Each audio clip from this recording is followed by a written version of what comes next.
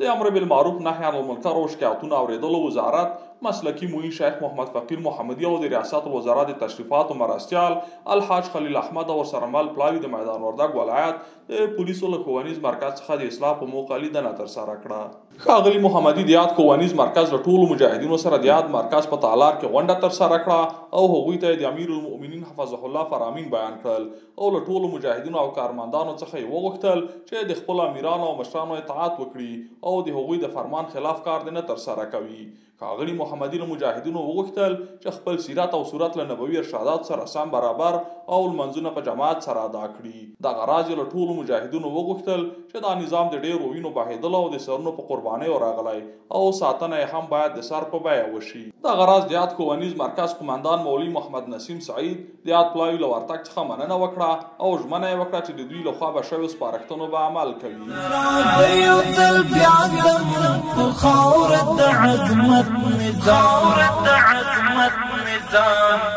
داد شریعت نظام داد شریعت نظام داد شریعت نظام داد شریعت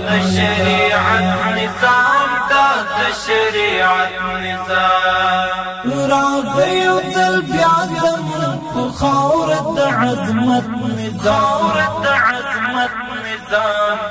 داد شریعت نظام داد شریعت نظام داد شریعت نظام داد شریعت نظام داد شریعت نظام